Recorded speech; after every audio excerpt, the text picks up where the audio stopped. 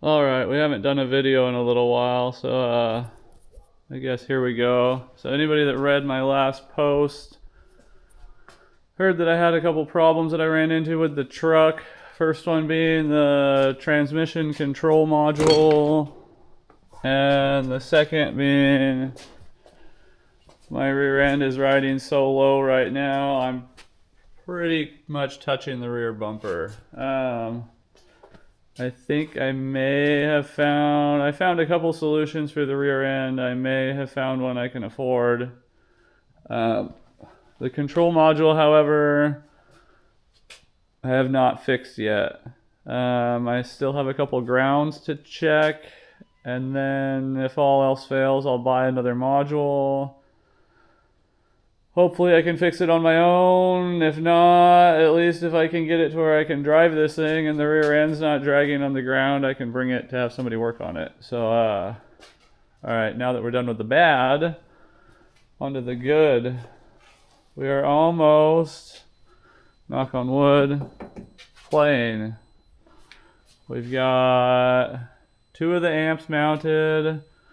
I need to run signal and trigger to both of them. But we have power and ground.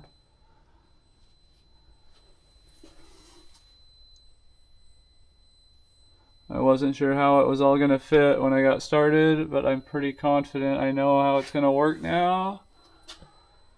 The next 2 amps are going to be mounted in reverse, so the power and ground are over here. I'm going to run my 6 hot runs behind these 2 amps. I'll run my grounds this direction. And if I had enough room over here for all 12 runs, I should have enough room over here. Right? Right. Okay. Now on to the fun stuff. Subs are in the truck. 4-gauge push terminals do not hold 4-gauge wire. I don't care who you are. I have 6-gauge and it barely fits in there. I have a good set of wire strippers on the way to finish this because this is driving me crazy. But yeah, subs are loaded. Vertical braces are in.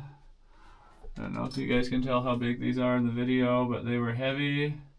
Thank you, Eric, for helping put these things in here. It actually went pretty smooth, but that pretty much covers it. That's where we're at.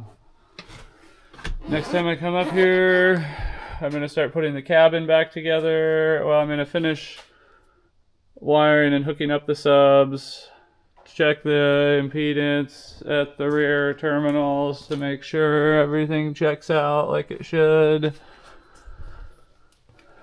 Put the cabin back together, hook my RCA runs up to the DSP, swap the mid-range speakers in my front doors, and